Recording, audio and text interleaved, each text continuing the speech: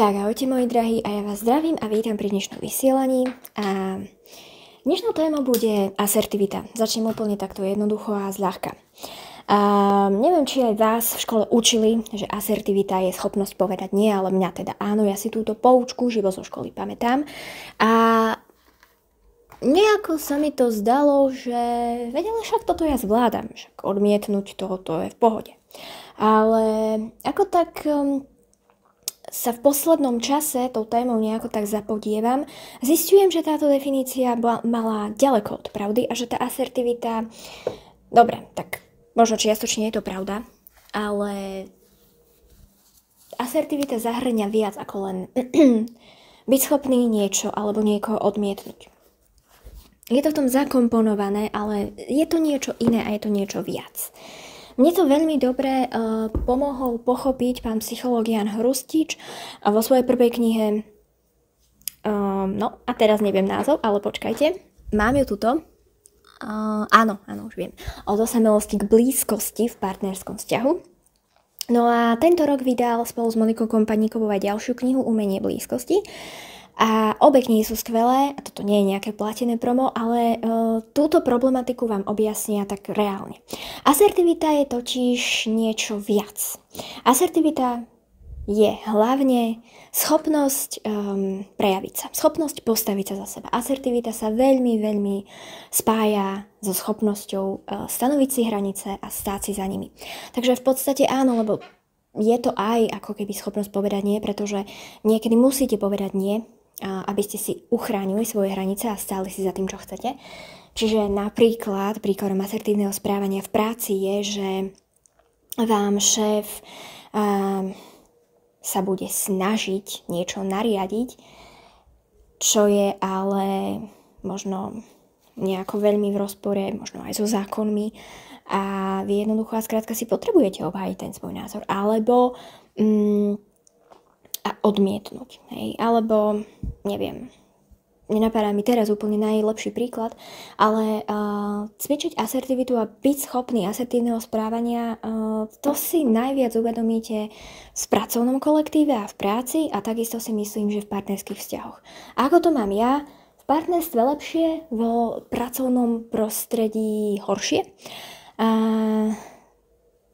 Asertivita je totiž veľa aj o tom, že napríklad v tom pracovnom prostredí to potrebujete vedieť vhodne odkomunikovať. My totiž nevieme úplne dobre komunikovať, nikdy nás to neučili, aká je napríklad retorika, aké je vhodné vyjadrovanie a spôsob komunikácie v práci, že napríklad ak chceme niečo dosiahnuť alebo presadiť alebo obhájiť svoj názor a možno predostrieť nejakú inováciu, tak je veľmi dôležité v pracovnom prostredí, aby sme to poňali vecne, fakticky a aby sme aj vysvetlili, čo to môže priniesť tej spoločnosti. Neviem, či vás to niekto učil, mňa to nikto neučil, ja som to príliš neovládala. Našťastie mám na to veľmi múdru osobu, ktorá mi s touto asertivitou celkom pomáha. Mám takú svoju ešte z jednej práce bývalej pracovnú mentorku, týmto ju pozdravujem, ak to náhodou bude počúvať. No a teraz prejdeme k tej časti, že ak máte ten dojem, že tú asertivitu úplne ešte nemáte v malíčku, čo je úplne v poriadku, ako sa túto asertivitu môže človek naučiť? Samozrejme cvičením, ale vedieť vhodne vyjadriť svoj názor a vedieť sa ako keby postaviť sám za seba si niekedy vyžaduje trošku nacvičených fráz. Nebudete to podľa mňa vedieť iba tým, že to budete cvičiť. To je podľa mňa až druhý krok. Krok číslo 1 je podľa mňa, alebo prvé 2 kroky, ktoré môžete k tomu urobiť. A keby som sa zamerala čiste vyslovene na tú pracovnú sféru, tak podľa mňa je veľmi dôležité nájsť si naozaj pracovného mentora. Podľa mňa ideálne v slovenčine, pretože predsa len, teda ak nepracujete v zahraničí, ak pracujete na Slovensku, to je jedno, že aj pre korporát, tak ako ja, tak si myslím, že je dôležité, aby to bol niekto, kto pozná tunajšiu mentalitu, majú zažitú v malíčku. Korporáty veľakrát hovoria, že nájdete si niekoho zahraničného. Možno je to aj kvôli tomu, aby ste nemali nejaké jazykové bariéry. S tým ja už, chvála Bohu, problém nemám, ale napriek tomu preferujem mentora v slovenčine. Aj keď, ak napríklad máte, neviem, veľmi zahraničný tým a napríklad aj zahraničného šéfa, môže byť veľmi osožné, ak máte práve nejakého zahraničného mentora. Hej? Takže je to na vás, ale ten mentor je skvelý v tom, že potrebujete s ním rozoberať konkrétne situácie z práce, baviť sa o tom, ako by ste to mohli, tie svoje požiadavky vhodnejšie naformulovať. Čiže ako by ste sa mohli lepšie sami za seba postaviť, ako obhájiť svoj názor, ako... Viete, ľudia, ono to nie je, pozor, my sa nesnažíme o to zmanipulovať niekoho, nie. Výsledný efekt, alebo teda to, že či naozaj vo výsledku dosiahneme niečo, alebo vlastne nič, nie je podstatné. Podstatné je, že sa za seba postavíte, že sa prejavíte, lebo asertívna komunikácia je komunikácia s niekým ďalším, to znamená, že my vždy dokážeme ovplyvniť iba svoju časť. Nevieme ovplyvniť toho druhého, teda ja aspoň osobne vám tu neprezentujem, aby ste niekoho manipulovali, hej. Na to sú možno iné kanály, ale môj určite nie. Čiže ten pracovný mentor je podľa mňa super vecička, v mnohých firmách je to úplne bežná záležitosť, je to zdarma. Veľakrát si to viete s niekým iba tak úplne jednoducho dohodnúť, ani to nemusíte formálne nazývať, že mentoring. Jednoducho nájdete si niekoho profesne staršieho, alebo proste len, ani nemusí byť možno starší od vás ako keby vekovo.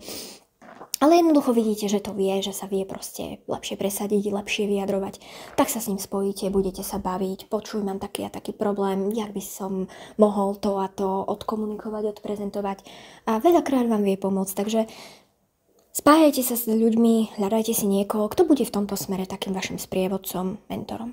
Hej? No, druhá vec podľa mňa, ja som na tom ešte nebola, ale hľadám niečo také vhodné, je školenie asertivity, ale musí byť podľa mňa praktické. Teda, poviem vám, že som na jednom bola, bolo to absolútne hrozné. Naozaj skutočne neviem to vyjadriť krajším názvom. Oni to prezentovali, že bolo to nejaké 2-3 hodinové školenie, obyčajná PowerPointová prednáška a ešte to bolo, ja som to nechápala, ja si myslím, že som dosť inteligentná, ale pre mňa, ja som nerozumela, čo tam oni prezentujú. Akože ja nie, že by som nerozumela tým vetám, ale ja som nechápala, akože čo to má s asertivitou spoločné. Čakala som od toho rozhodne niečo iné, aj vzhľadom k tomu, že som si naštudovala, čo tí prednášajúci majú za sebou. Čiže mi pripadalo, že môžu mať za sebou nejakú kvalitnú históriu. A ešte tam bol jeden problém a na to si možno dajte pozor aj vy. Ak ste manažéri, je lepšie, keď sa nachádzate v manažérskej skupine a ak nie ste manažér ako ja, tak nie je dobré, ak chodíte úplne medzi manažérov. Moja osobná skúsenosť, môžete to mať inak, ale zamestnanci medzi sebou riešia iné veci, manažéri medzi sebou riešia iné veci, hej. A ja som sa na to presne predtým, než som vôbec zaplatila to školenie, vyhovovalo mi miesto, nebolo to drahé a bolo to celkom také, že aj časovo zvládnutelné, ale aj tam som prejavila vlastne, viete čo, vlastne to školenie mi dalo všetko, pretože ja som sa tam prejavila asertívne, ja som sa v strede postavila, povedala som, že mi je zle a odišla som. Lebo naozaj mi bolo zle a naozaj jednoducho to školenie, bolo mi zle aj z toho, že Kriste Pane, ja tu budem teraz toto počúvať, to určite nie. Čiže vidíte, v podstate som povedala nie, v podstate som odmietla.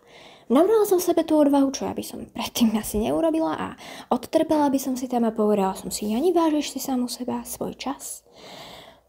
A nebudem tu počúvať bláboli. Ešte tam dali nejaký taký zvláštny príklad, ktorý ja som úplne nepochopila, že vlastne niečo typu zamestnanec mesiaca je absolútna blbosť, diskriminuje to všetkých ostatných a lebo vždycky bude vyhrávať iba jeden a mne hneď napadlo, že a prečo teda sú nastavené stále rovnako tie kritériá, hej? Lebo ja sa to pamätám z jednej spoločnosti, kde zamestnanec mesiaca bol vyhlasovaný na základe feedbacku, ktorý vám musel niekto teda dať. No a všetci vieme, ako sa teda komu chce feedback písať, pozitívny. A stále to vyhrával u nás jeden kolega a nakoniec sme my zistili, že vyhrával to vďaka tomu, že on každému človeku ešte osobitne to písal a pripomínal sa im. Čož my zvyšní sme nerobili a proste normálnym spôsobom sme čakali, hej, že či nám niekto napíše alebo nenapíše ten feedback. Samozrejme mohli sme využiť jeho stratégiu, ja neviem, že robil niečo protizákonné alebo neviem čo, ale tiež mi pripadalo, že zvolila firma na to jedno jediné kritérium typu feedback, no mohli na to vymyslieť, ja neviem, aj niečo iné, hej. Takže tak, no ale to už som veľa odbočila, proste toto školenie nebolo dobre, ale ja si myslím, že nájsť si vhodné školenie. Podľa mňa ideálne by to mal byť workshop. Malo by sa tam pracovať s vašimi reálnymi prípadmi, ja vždy teda také školenia hľadám a väčšine, musím sa priznať, na málo školeniach sa preberá, fakt je to školenie. Mne teda takto workshop, hej, aj keď sa to veľakrát nazýva workshop, nie je to workshop. Takže asi školenie by to úplne nemalo byť, lebo školenie je väčšinou niečo, kde pre veľa ľudí je prezentovaný nejaký obsah. Vyhľadajte niečo praktické, niečo, kde sa pozrú na vaše konkrétne záležitosti, prípady, kde sa môžete pýtať, dostanete odpovede a kde to nie je iba o tom, že na záver bude priestor na otázky a odpovede. A ideálne, keď je to menšia skupinka ľudí, lebo ja si myslím, že v tých väčších sa proste nedá toho tak veľa prebrať a veľa ľudí sa v takej väčšej skupine ani nerado prezentuje a myslím si, že pracovať menšom je lepšie. Len veľmi málo je takých školení. Ja ako celkovo, a to žijem v Bratislave, kde už ja neviem, kde by na Slovensku toho bolo viac, ale stále mám pocit, že tieto školenia sú strašne v plienkach. Ja mám dojem, že tu sa tak kvalitatívne nedieje takmer nič. Akože školy dobre. Myslím si, že školstvo máme celkom na úrovni, aj keď akože tie zahraničné školy sú prezentované jak lepšie. Ja si to až tak úplne nemyslím, ale neštudovala som tam, neviem. Ale myslím si, že máme kvalitné školstvo, ale dobre, systém je druhá vec, že je zastaralý, to je pravda. Ale myslím si, že také školenia, ktoré už by vám reálne mali niečo dať, ja si myslím, že školenie asertivity by mala byť záležitosť, ktorá sa v podnikoch, hlavne veľkých korporátov, bude odohrávať stále. Nemalo by to byť nejaké nepraktické video. Všetci vieme, ako tie školenia korporátne online si pozeráme, no tak niektoré si pozriem, ale akože naozaj druhú väčšinu len preklikám, aby som to mala za sebou. Väčšinou sú to veľmi nezaujímavé témy. No, takže ak na niečo také natrafíte, tak určite. Čiže krok číslo 1 mentor, krok číslo 2 nejaké školenia, ideálne teda workshopové, ideálne praktické. No a krok číslo 3 je potom už aj tá tretia dôležitá vec, prax. Čiže áno, podľa mňa, keď to neviete, tak to späty nevytiahnete, hej. A potrebujete sa niekde inšpirovať, poučiť, získať nejaké informácie. Ale potom to potrebujete začať aj skúšať. Lebo vy, keď sa na to nikdy neodhodláte, nenaberiete tú odvahu, samozrejme, že do začiatku vôbec nebudete rodený odborník na asertivitu, to je jasné. Ale vy, keď to nezačnete ani skúšať, tak nikdy nenaberiete tú seba dôveru. Nikdy si neodtestujete, že či niečo funguje. Viete, koľkokrát ja to už robím, aj keď stále si myslím, že neviem sa až tak úplne dobre prezentovať. Ale jednoducho to skúšam, hej.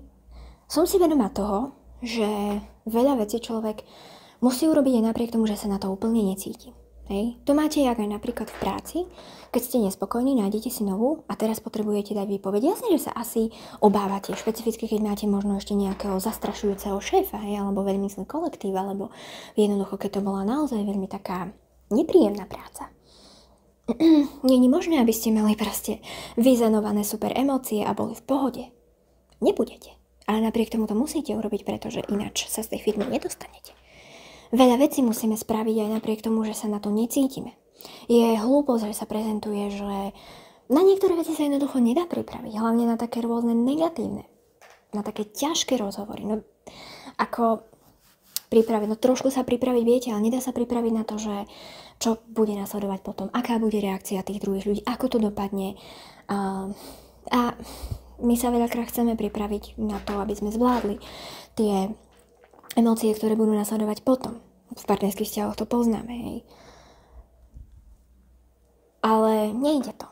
Vraj sa to nedá a zistujem, že je to pravda. No napriek tomu sa do toho musíme pustiť, lebo je na nás, či sa chcem v živote pohnúť, alebo nechcem. No ale to už je na inú kategóriu a inú debatu. Takže ja si myslím, že v asertivite toľko. Neviem k tomu momentálne viac čo povedať. Ja určite nie som nejaký veľký odborník na asertivitu, ale myslím si, že nejaké základy už ovládam a som na to celkom hrdá. Možno na záver ešte taká vec, že ako je možné, že to niekomu ide lepšie a niekomu to nejde lepšie. To sú podľa mňa jednak osobnostné charakteristiky, s ktorými sa človek do istej miery aj narodí a aj ich získa zo svojho rodinného prostredia. Ale nie je to len výchova, je to aj niečo, s čím sa narodíme. Jednoducho niekto sa narodí taký, že vie sa lepšie vyjadrovať, niekto vie lepšie kresliť, niekto vie krajšie spievať a podobné záležitosti. Je to naučiteľné. Myslím si, že asertivita rozhodne naučiteľná je. Záleží len na vás, či chcete. Či si viete priznať, že to potrebujete a či na tom proste začnete nejakým spôsobom pracovať. Ako na všetko. Tak to by bolo z mojej strany k asertivite zatiaľ všetko. Až si svoje vzdelanie v tomto smere rozšírim a napadnú mi nejaké ďalšie zaujímavé veci, tak určite dáme časť Asertivita 2. Vy sa majte krásne, no a kľudne mi napíšte, ako si myslíte, že ste na tom s asertivitou, čo robíte, prípadne, či ste boli niekedy na nejakom fakt praktickom školení, ktoré vám toto vedelo nejako vysvetliť alebo pomôcť. A ešte mi napíšte, či máte pracovného mentora. Tak, to je všetko, majte sa krásne.